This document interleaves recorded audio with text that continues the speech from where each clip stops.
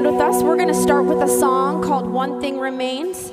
It's the same one we started with last week, so we're going to put our hands together. There you go.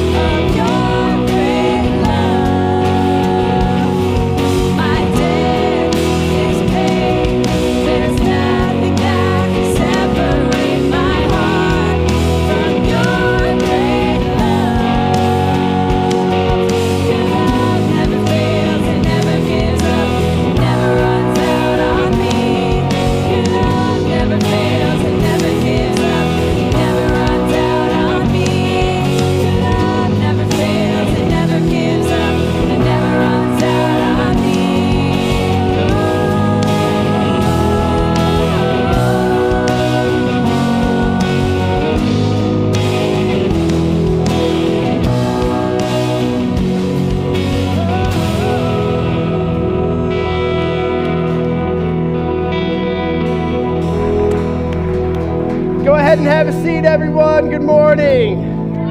Hey, my name is Tom. I'm the pastor here. I want to say hello to each and every one of you. So glad that you are here today. Are you happy to be here today? Awesome. I want to give a big shout out to everyone who's watching online. Hello. We are so glad that you've joined us as well. It's always great to see where people are watching from. So if you would, in the chat, just give us a hello. Tell us where you're watching from this morning. That would be awesome. Also want you to know, we have hosts online that are there for you, and they can answer any questions you have. Even if you want prayer this morning, let one of our hosts know in the chat, and they will do that. Again, we're just so excited to have you as well. So here in the room, maybe you're here for the very first time and so glad that you decided to spend your morning with us. I know it can be really scary to come into a church for the first time. I want you to know that you can sit back and relax. You're not forced to do anything. Just be in a space that is comfortable for you. this is a safe place for you. But listen, we would love to know that you're here as well. So a couple things. We have a QR code that you could scan, letting us know. If you tap your phone to the seat back in front of you, we have a little tap sticker, and you could fill out our guest connection card. That just gives us a record of your visit, and we'd love to have that. We will not spam you. We will not call you on the phone. We just love to know that you're here. And then before you leave, make sure you visit Guest Central, which is out here to my left, to your right. We have a little gift for you just for being here today. Oh man, a bunch of stuff going on, and so I want to let you know of a few things. First of all, our church is planning to take a team of people to the Dominican Republic this summer on a mission trip with one of our global partners, Bold Hope. And there's been a bunch of people signed up. We have an information meeting that's coming up on Saturday, February 8th at 10 a.m. And so if you would like to get more information, now you're not signing up for the trip, you're just finding more out about it, make sure you go, and again, you could tap your phone to the back of your chair, go to our events page, and you can register for that event, for that informational meeting right there. So make sure you do that today. Hey, we want you to take out your phones today, okay? You could interact with our service. If you tap there, there's also a way to follow along with our service today. And by the way, we've been having technical difficulties all week long with our projector, so if that goes out, don't worry about it. Just let it go. We got it, all right? Listen, happy Football Sunday to some of you. The big game's coming up in a couple weeks. For the first time in 33 years, my team has a chance. It could be this small, but we got a chance. And so I will be ecstatic if that happens. Again, I know you're sick of hearing about sports, but hey, sports is fun. And before I get off this stage, I want you to know that every year, Hope Church puts together a fantasy football league. We've been doing this for years and years, maybe 20 years now, okay? It's a lot of fun. It's a lot of craziness, good times. And today I figured I would actually crown our champion. I really don't want to do it because it pains me to do this. This is the second year in a row. We do not allow any three-peats next year. But the commissioner of our league gave me our gift. We have a prize for this person. So as much as it pains me, this person will receive the championship ring for 2024. Would you give, there's a lot of bling here, man. This is how we spend our budget at Hope, just so you know. Just kidding, no. Would you give it up, David Donnelly? Are you here, David? Come on up, bud. I can't see anything. There he is. We love you, brother. From last year. Rubbing it in. Congratulations. Awesome job.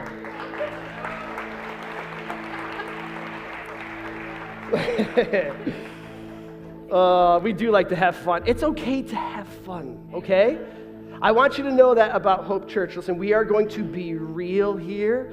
We try to be who we are, how God wired us. And actually, we're going to talk about that a little bit today in the message. So, again, I hope that this service is meaningful for you and for your life today. All in all, we're going to be here maybe a little bit over an hour today. We're going to sing a couple more songs. We're going to continue in our series called Start Where You Are, and then we'll wrap up. Before we go further, I'm going to have you stand up. I'm going to pray over all of us here, and we'll just keep singing a couple songs.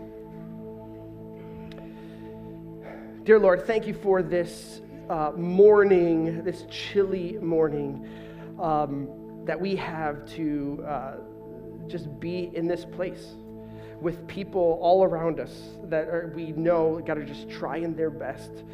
And I don't know all the things that people have brought in, the troubles, the worries, the concerns, the anxieties, the fears, but you do.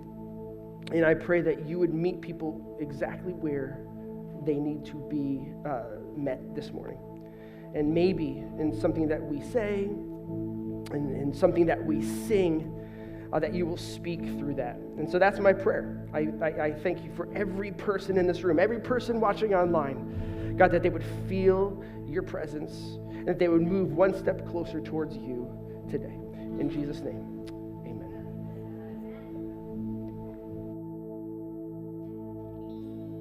All right, we're going to sing a couple more songs. This next one is called No Longer Slaves. So if you know it, sing it with me.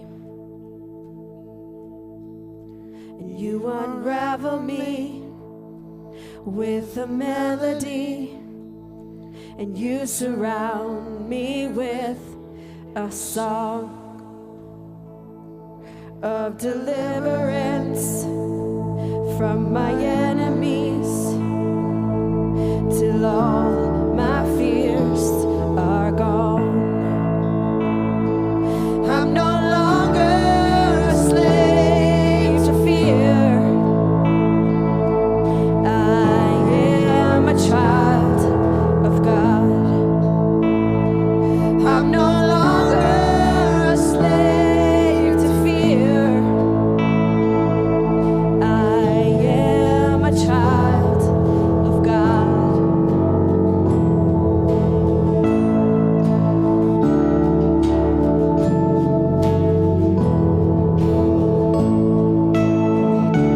From my mother's womb, you have chosen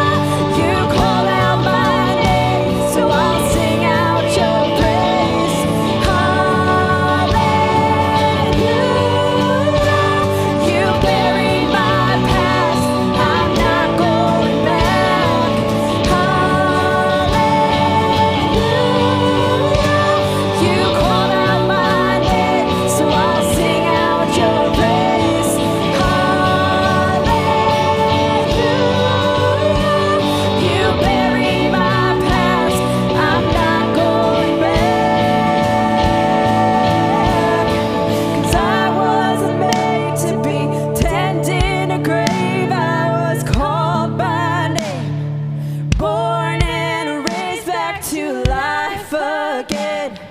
I was made for more.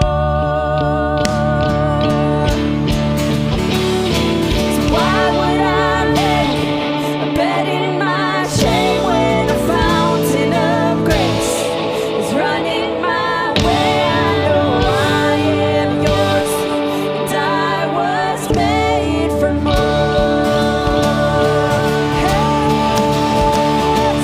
I wasn't made to be tended in a grave. I was called by name, born and raised back to life again.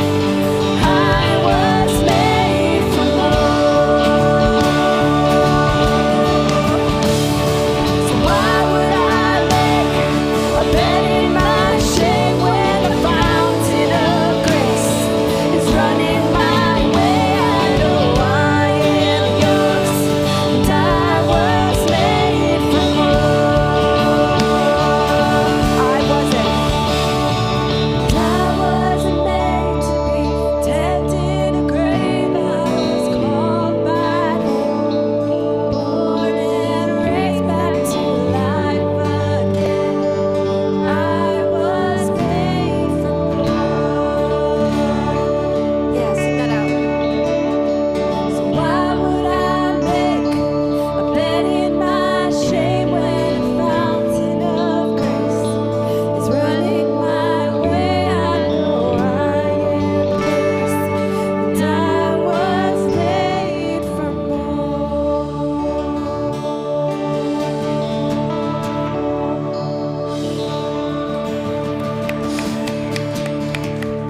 All right, great job. Thanks for singing with us. Right now, we're going to have you greet each other, make everybody feel welcome while we get all set up here.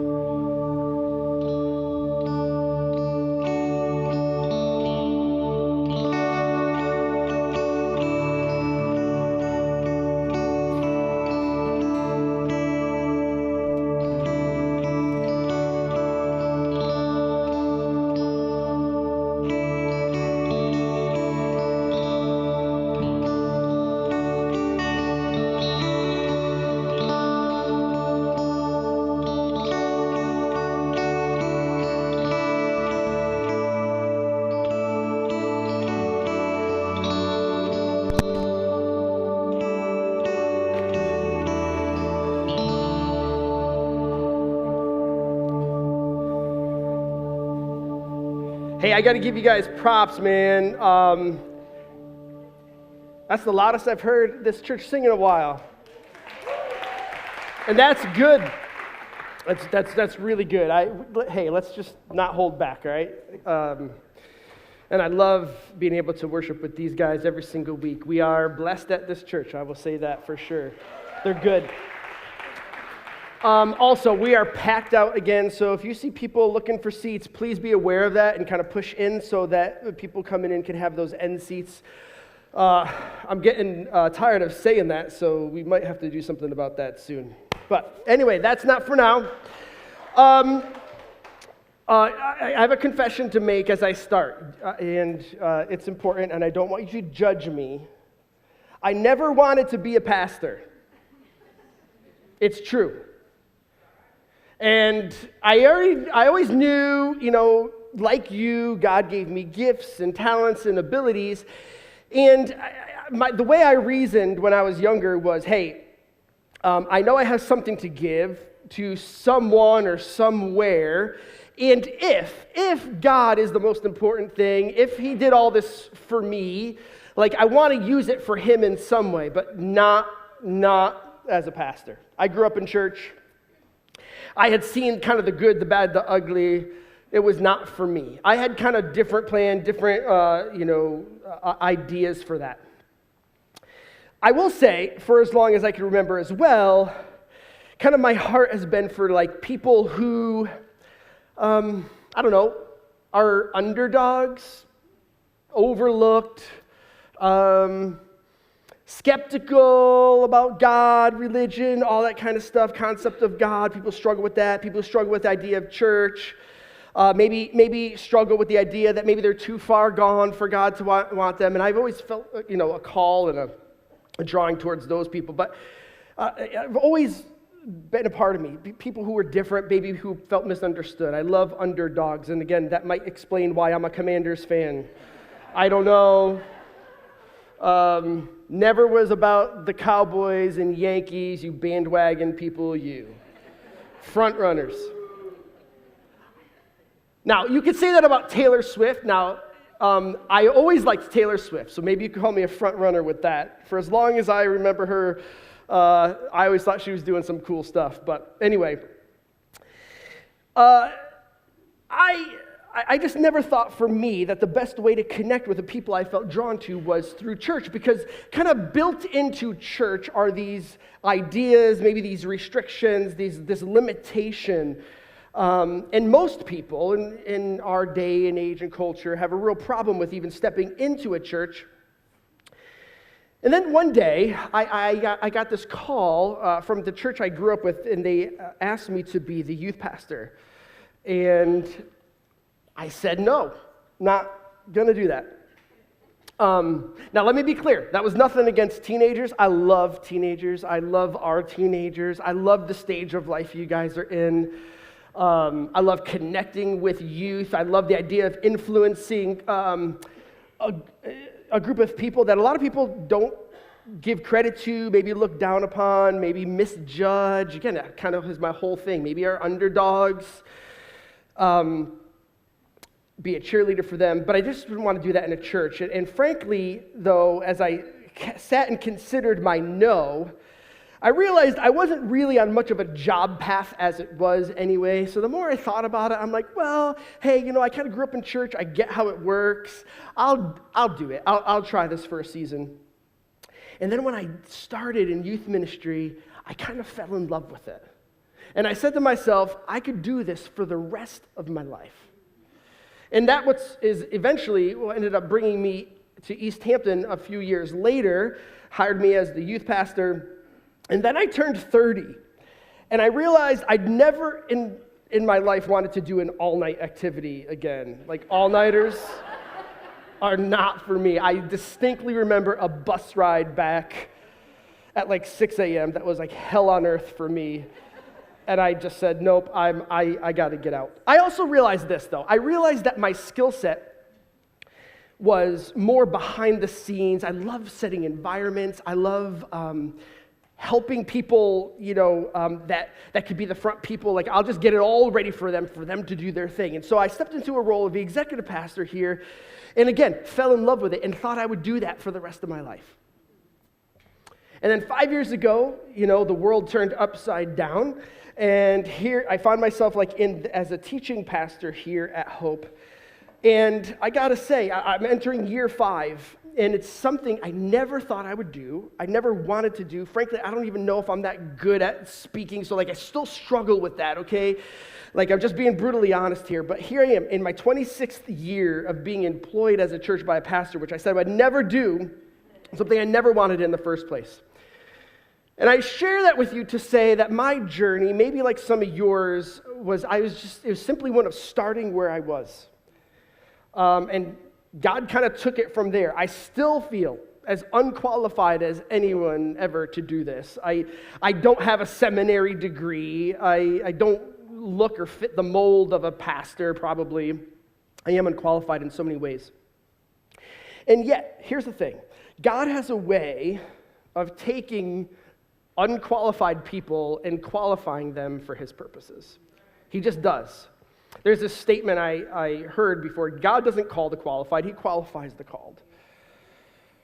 And it goes back to a verse, I think Carrie shared this last week, Ephesians 2:10 says, we are God's masterpiece. He created us anew in Christ Jesus so that we could do the what? The what things? The good things that he's planned for us so long ago. Even before we were born, he knew us, and he had a plan, and he had a purpose for us. Now, we could have easily called this series, I was thinking this week, we could have easily called this series Unqualified. I think that would have been a good title. Instead, we chose Start Where You Are, and here's the idea. Wherever you are in life right now, each and every one of us, you can start, or maybe for some of you, restart on a path towards the purpose God has called you to. I really believe that. You are not washed up. Some of you need to hear that. You are not too far gone. You are not disqualified. And we're teaching this series in order to encourage you on your own personal spiritual journey. We're teaching this series to hopefully build some confidence for each and every one of you to start right where you are. And I hope at the end of this series that you will see that with God, you are capable of doing anything He is calling you to do, even if that's a pastor. Now, I do think it needs to start with an acknowledgement of God first, and that's the most important thing. And if through this series, maybe you've been early on that journey, maybe you're still wondering about God, church, whatever, hopefully maybe the step for you is to start having some conversations with God. Kind of, where am I? Just being honest with Him. He can handle it. It's all good. Tell Him all your struggles, worries, concerns. So in week one, to do a quick recap, we looked at kind of where we all are in our spiritual journey. We kind of plotted it out a little bit from spiritually curious all the way to like making disciples, like helping others follow Jesus. Somewhere along the line, we're there, okay? And then we took it the last 2 weeks. We started by looking at different people in the Bible.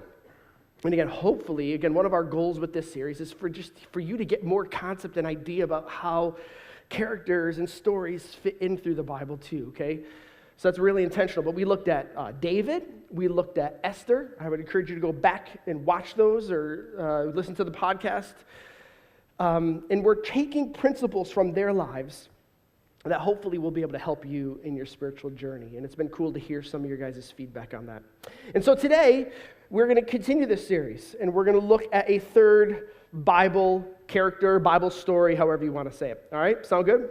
Now, a couple weeks ago, I decided to have some trivia with you, and I like, again, to keep things fun, so I thought I would do a little trivia again. Here are the rules. You can't blurt out the answers. Just keep them inside. You might get it after hint number 1. You might get it at hint number 5. You might not get it at all. It's okay. Just figure out who I'm talking about. Sound good? Okay, here we go. His mother hid him as a baby out of fear for his life. Okay, clue number 1. Clue 2. He grew up in a palace, but he was not a royal. He was not of royal descent. Anybody know who I'm talking about so far? Okay, a lot of you. He had a brother and a sister who he was reunited with later in life. He wrote, this is a cool one, the first 5 books of the Bible. We call it the Pentateuch. He led one of the most audacious events in all of human history, the mass exodus of an entire nation out of Egypt. And finally, he was most famously portrayed by Charlton Heston in the movie. Who am I talking about? Moses. We're going to talk about Moses today. Now, the account of Moses starts way back in the beginning of the Bible. The first book is Genesis. The second book is Exodus. And this is where we start our journey in Moses' life. And it ends in the 5th book of that Pentateuch, Deuteronomy. We see his death in chapter 34, which is the last chapter there. And clearly, we're not going to cover all of his life. In fact, we're going to zero in on one particular story that I hope will be helpful for at least some of us this morning. So again, from the beginning, Genesis is the first book of the Bible. It starts with the creation of the world. It begins by telling the human story, starting with Adam and Eve, their kids, and so on and so on. Genesis ends with the story of a guy named Joseph, who's the son of Jacob. And this is really, honestly, the beginning of the story of Moses. Joseph had risen, if you remember, if you know anything about his story, to the second highest power just behind the Pharaoh in Egypt. So God gave him grace through his crazy life, and now he is his second in command. And what ends up happening is all his dad, all his brothers, and other Israelites moved into this land, and they started to grow as a nation. And you could see it. We're going to read about it, and this is where we're going to start in Exodus chapter 1. And again, in a series like this, we're reading a lot of the Bible, but I want to give you context, and hopefully it's engaging for you. So starting in Exodus chapter 1, if you're following along, verses 6 through 13, you can find that on the U version if you tap at the seat in front of you, or the verses will be on the screen, okay? So here we go. Let's start reading. In time, Joseph and all of his brothers died, ending that entire generation. But their descendants, the Israelites, had many children and grandchildren. In fact, they multiplied so greatly that they became extremely powerful and filled the land. Eventually, a new king came to power in Egypt who knew nothing about Joseph or what he had done. He said to his people, "Look, the people of Israel now outnumber us and are stronger than we are. We must make a plan to keep them from growing even more. And if we don't, and if war breaks out, they're going to join our enemies, fight against us, and then they will escape from the country." This was not good, because as the verse tells us next, the Egyptians made the Israelites their slaves. And the more the Egyptians oppressed them, the more the Israelites multiplied and spread, and the more alarmed the Egyptians became. And so the Egyptians worked the people of Israel without mercy. And then Pharaoh gave this order to all his people: "Throw every newborn Hebrew boy into the Nile River. You can let the girls live." Now we're entering the next chapter. About this time, a man and a woman from the tribe of Levi got married, and the woman became pregnant and gave birth to a son. And she saw, I like this verse, that he was special as a baby, and kept him hidden for 3 months. But when she could no longer hide him, she got a basket made of papyrus reeds and waterproofed it with tar and pitch. And she put the baby in the basket, laid it in the reeds along the Nile River. And then the baby's sister then stood at a distance, watching to see what would happen to him. And soon the Pharaoh's daughter came down to bathe in the river, and her attendants walked along the riverbank. And when the princess saw the basket among the reeds, she sent her maid to get it for her. And when the princess opened it, she saw the baby, and the little boy was crying, and she felt sorry for him. "This must be one of the Hebrew children," she said. And then the baby's sister approached the princess. "Should I go and find one of the Hebrew women to nurse the baby for you?" she asked. "Yes, do," the princess replied. And so the girl went and called the baby's mother. "Take this baby and nurse him for me," the princess told the baby's mother, "and I will pay you for your help." So the woman took her baby home and nursed him. It's amazing how God works things out sometimes, isn't it? It's a whole other message, but that's an awesome story. Later, when the boy was older, his mother brought him back to Pharaoh's daughter, who adopted him as her own son, and the princess named him who? Moses. And there's our story. I don't know about you. I'm already interested in the story. One of the things, I love preaching the Old Testament. I do, because I love the stories in the Old Testament. I just always have. And if you want to read more about that, just go back to Exodus this week. Read until your little heart desires. There's some really great things going on there. But I will give you some spoiler alerts today, because we're fast forwarding. So Moses grows up in a palace. And here's the thing. He never forgot his roots. He knew he was a Hebrew. And so one day, this very poignant time in his life, he sees a brutal slave owner beating a Hebrew man mercilessly. And Moses' anger rose to the top. He could not stand it anymore. He wanted justice, and he goes and he kills this slave owner. Then he fears for his life. So the Bible tells us he leaves everything behind. Literally, he runs into the country. And again, fast forwarding all these things, he finds a wife. They start a family, and he takes up a job as a shepherd.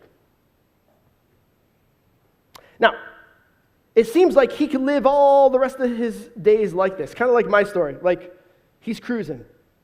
Everything seems good. Maybe this feels familiar to you. You're kind of there. Everything's fine. Everything's good. And then Moses is just chilling one day. And he's in the mountains. And he's minding his own business. And then he sees something quite unusual. And it's a bush that is burning. It's weird. It's like fire in the middle of a mountain, but it's contained to this one area. And it tells us that Moses, again, maybe typical guy, is like, that's weird. Let me get as close as I possibly can. And so he's going to the bush. He actually realizes that it's on fire, but it's not actually burning. And so he goes a little bit closer. Moses is surprised. He's stunned. He's confused. And then God speaks. Exodus 3, verse 4, he goes, when the Lord saw Moses coming to take a closer look, God called to him from the middle of the bush, Moses, Moses. Now, once again, I talked about this a couple weeks ago. This is where I think God, he's funny. He has a sense of humor here. The way this is written is funny to me. I don't know about for you. It's almost like God is just kind of like entertaining himself in the mountains, kind of pushing the limits of his power. Ooh, let me see if I could set a bush on fire without it really burning up. Like he's just playing around, right?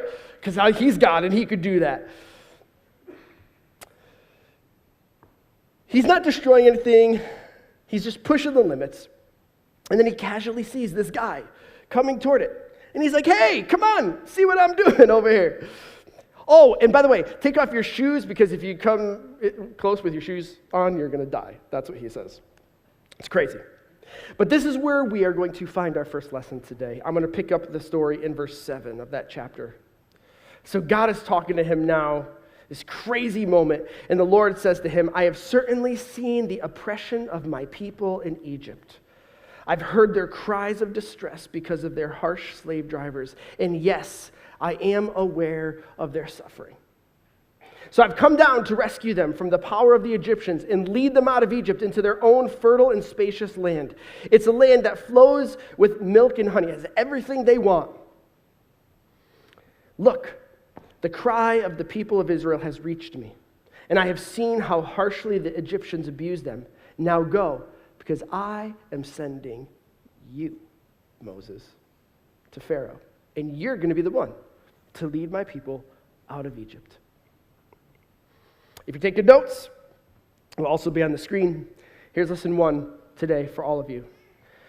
Your send, S-E-N-D, your send is given to you by God. Your send is given to you by God. Here's a couple things I want you to think about today. You might be cruising. You're just chilling. Things are good. You found your groove. This is where you think you need to be. You're minding your own business. You're doing your thing. But here's what I want to tell you. God's plan is still in motion. He's still doing things because he is sovereign the way he wants to do things. There's nothing we could do to stop it.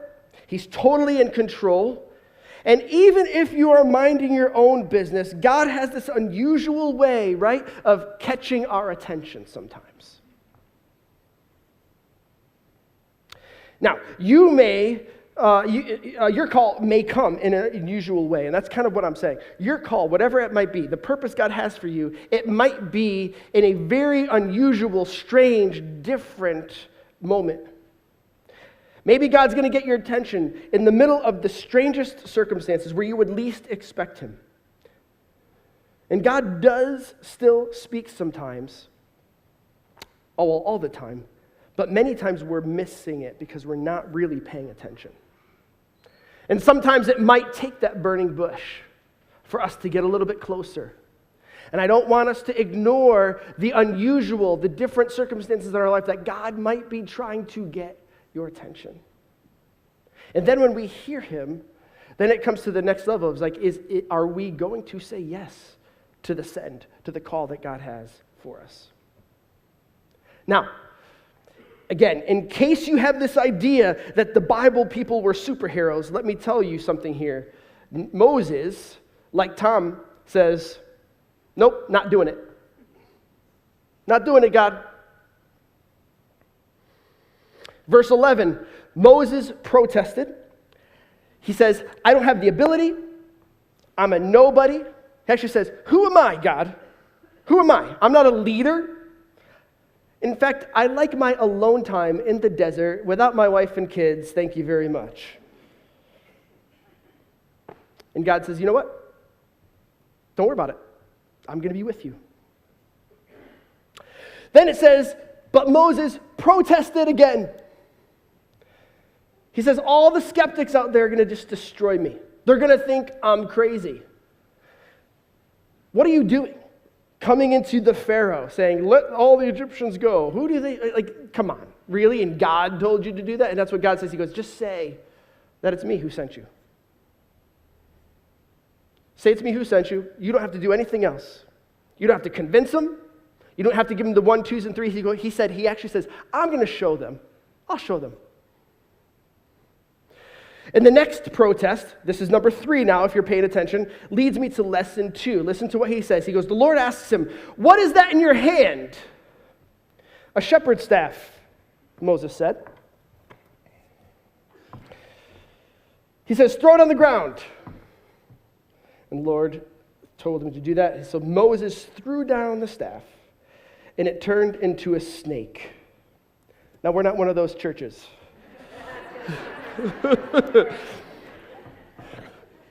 Don't freak out, please. It turns into a snake. Moses jumps back, it says, and the Lord told him, reach out and grab its tail. I would never do that, by the way. That'd be my no. So Moses reached out and grabbed it, and it turned back into a shepherd's staff in his hand. And here's the lesson number 2 that I want you to hear. And again, if you're writing this down, taking notes, write this down. Your staff is given to you by God. Your staff is given to you by God. And here's how I want to ask this question. What has God placed in your hands? I want you to really think about that. What has God placed in your hands? I don't know. I can't answer for you, but I have seen God move enough in my life to know that what he has placed in your hands, he can use it for his purposes. Is it financial resources? Is it a specific talent that you have? Maybe it's music. Maybe it's dance, some kind of art, sports, carpentry, knitting. I don't know. Maybe you have a certain kind of influence with a certain kind of people. Guess what? That's a stewardship that God has put in your hands. Is it a plot of land in Kenya? Is it a passion for sailing around the world and the connections you get with that? No joke. Like, there's a person in my life group who has opportunities because she sails around the world. I'm thinking like that. Like, what has God given you? What has he placed in your hands? Now, I don't know what God has put in your hands. Maybe you don't even know. Now, here's my staff. You like this? I think my son made this or got this. I'm not exactly sure. And I got to think that Moses was like this. Like, this is just his tool. This is just his shepherding tool. It's nothing, unusual about it. It's not magic. It's just an ordinary, everyday thing. For me, this staff in my hands serves no purpose. I really don't hike. I don't like to hike. Maybe it would serve a purpose. I did that. Sometimes when I go on walks early in the morning, I take this with me in case a bobcat jumps out at me. I have not seen a bear yet. I heard they're in my neighborhood, so I think this little stick is going to help with that. I do.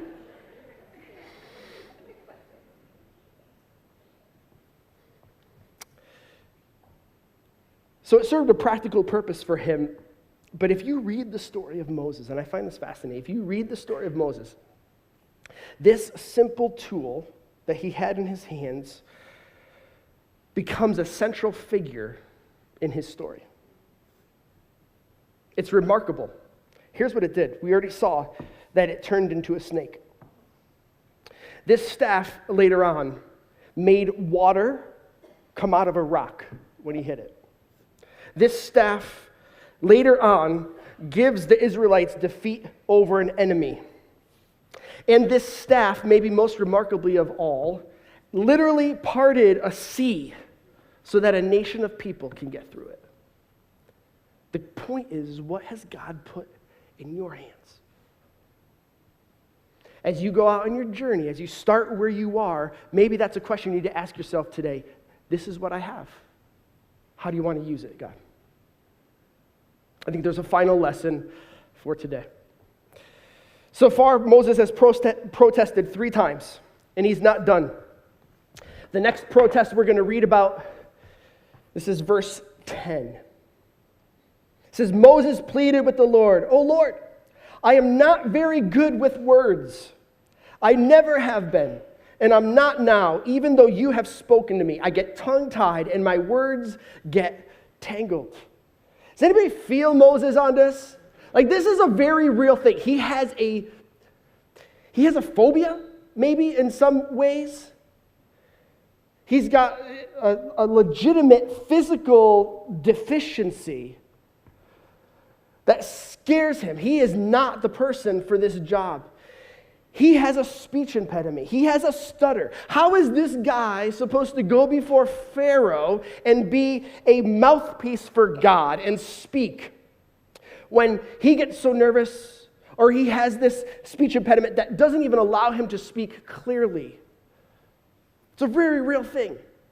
I hear him on this. And God knew it. And he's about to teach Moses an important lesson. He says, "Who makes a person's mouth? Who decides whether people speak or do not speak, hear or do not hear, see or do not see? Is it not I, the Lord? Now go." And I want you to all say this with me again. "I will be with you." Come on, everybody say it. "I will be with you as you speak, and I will instruct you in what to say." Here's lesson number 3, if you're writing it down. Your stutter is given to you by God. Your stutter is given to you by God. And I want you to hear this, if you don't hear anything else at all today. God is a master of taking your deficiencies and leveraging them. God is a master of taking your deficiencies, whatever they are, whatever you think they are, and leveraging them for the good of your life and for the purpose of your life. He can leverage them for you. Now, again, I personally understand this. I struggle with some things myself. There are some things I do not do well. There are things I struggle with that maybe even my closest inner circle only knows. Physical impediments or mental impediments, whatever that might be, that I wrestle through, and I don't know how to get past them. And some of you might feel that way today. Most times I just let them win the battle. I just take another route. I'll go do another thing. I allow them to limit me. And here's some encouragement, because again, this series is all about encouragement. For both you and for me this morning, and I'll just simply say, let God worry about your stutter. Let God worry about your stutter. Again, I'm preaching to myself here. Whatever deficiency that you may have, let's let God work through that. Don't let them hold you back. And I know it's easier said than done, and it's going to take some time, but maybe, just maybe, the thing that you see as a deficiency, just maybe, God sees it as an opportunity. Moses protests again. 5th time in a few verses. And again, I so resonate with this. Send anyone else! Anyone! Just not me, he says. You do not, I can't do this. Anybody else is better than me. What are you, crazy? Exodus 4:13 and 17. Moses again pleaded, "Lord, please send anyone else." And then the Lord became angry with Moses. "All right," he said. "What about your brother, Aaron the Levite? I know he speaks well. Look who just got roped in. Look, he just so happens to be on his way to meet you now. Look at him in the distance. He's coming. He doesn't know what he's in for. He'll be delighted to see you."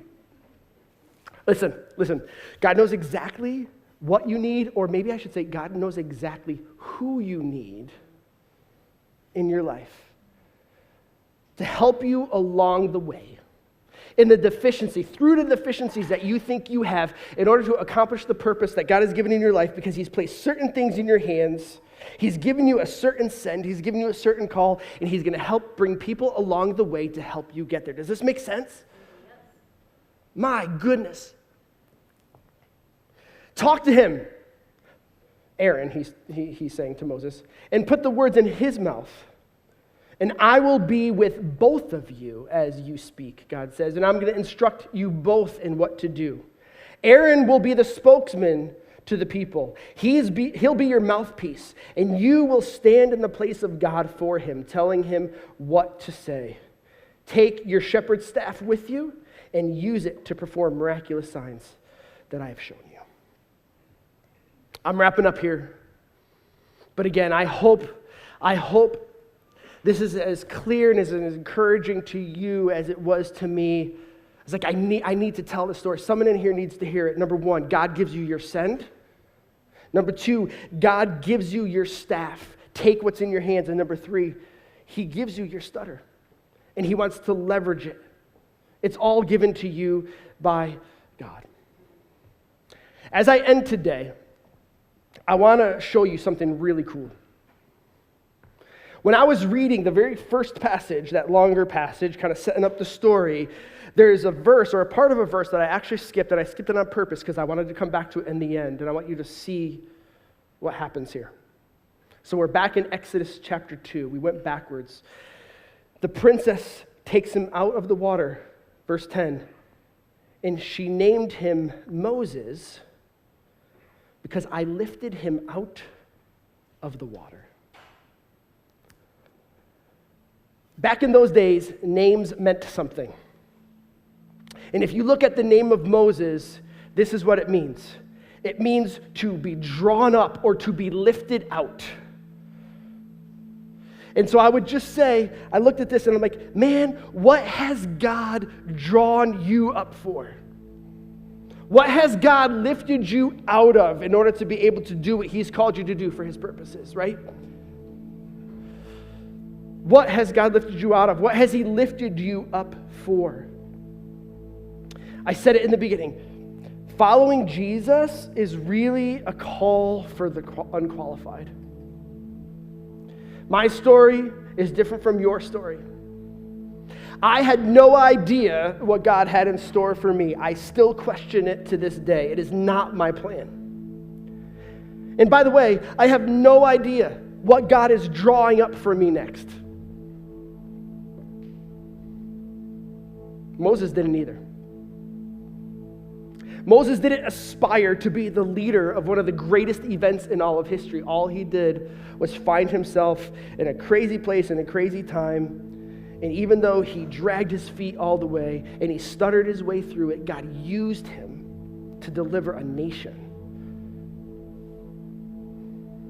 Maybe like Moses, you find yourself cruising right now. We've talked a lot about people who may be struggling, but maybe what if you were in this room and everything's just right?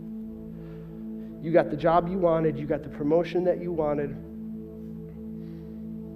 you've got the white picket fence, whatever that means to you, whatever that looks like to you, I don't know. Maybe you're just cruising. Sure, there's highs, there's lows, but generally speaking, things are good. You're just chilling. Let me just say this. As we go on this journey, as we fulfill the purpose that God has for us, sometimes he's going to show up in an unexpected way. And I want you to be paying attention. Don't miss what God is saying. Because what God has for you, he will be with you, even if it's scary. And again, God knows, I'm preaching to myself. What's that next thing? We just need to start where we are. Let's pray.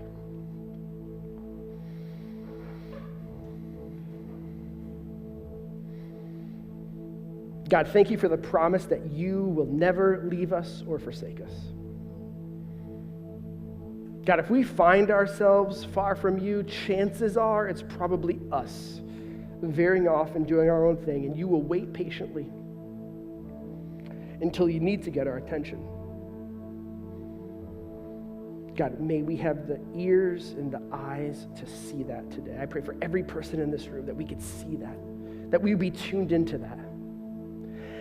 God, I guess I should pray for courage for all of us to step into what we do not want to do. God, help us to be wise and consider what's in our hands and open them up to you.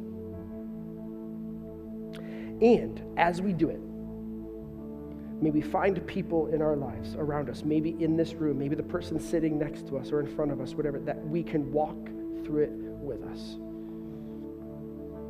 And Lord, wherever we are, may we find you and we start with you this morning. Now keep your heads bowed, eyes closed really quickly. Just gonna be super quick. I want to just keep reminding us, like I said in the beginning, that it's gotta start with God. And I want to just pause. And right now, in this moment, I'm going to have some, we'll call it uncomfortable silence for the purpose of you and God just speaking. Wherever you are in your journey, even if you don't even know you believe in God, take this next 30 seconds. Maybe you have been traveling with God a really long time. I want you also to take this 30 seconds or whatever it is and just speak to God. God, whatever it is, show me. Help me to hear my send. Help me to use my staff. And I'm going to give and hand over my stutter. Just take 30 seconds. Talk to God.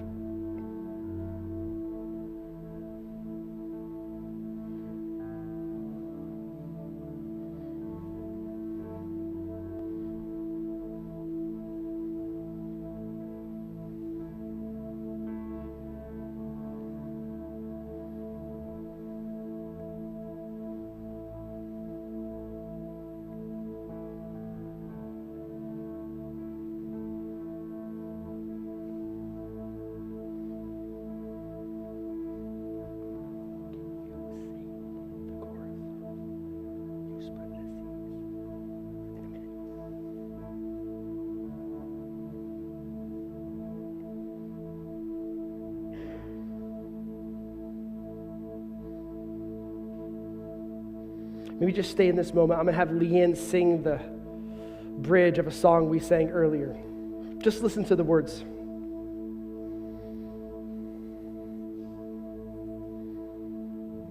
You split the sea so I could walk right through it. My fears were drowned in perfect love. You rescued me and I will stand and sing.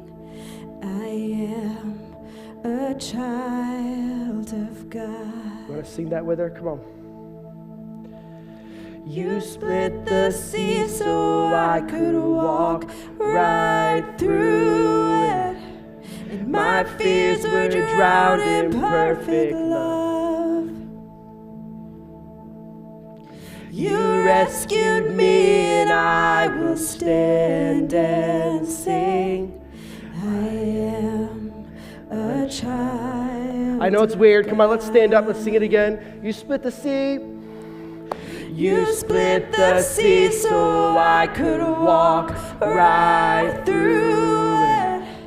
My fears were drowned in perfect love. You rescued me and I will stand and sing. I am a child of God. I am a child of God. You are.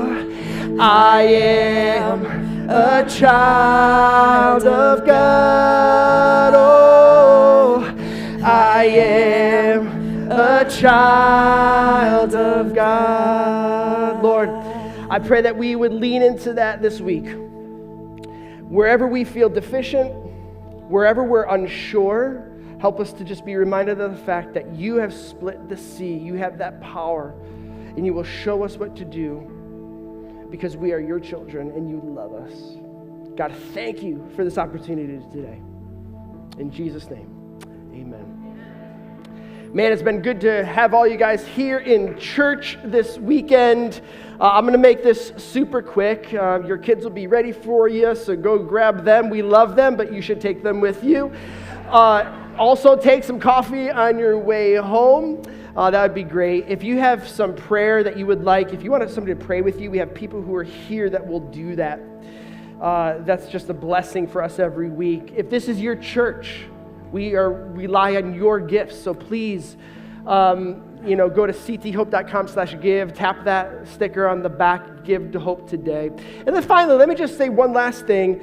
This past weekend, we hosted a community group in this building. The Podium Players, which is a local theater group, are doing a show, and they're going to do it again this weekend. We saw some Hope Church people there last night. It'd be really cool to see more of you. Just want to put that out there. You can go to their website and check out. It's a great way to love and support our community as well. And just thankful that God gave us this space that the community could come and enjoy. Have a great week, everybody. We'll see you soon. God bless.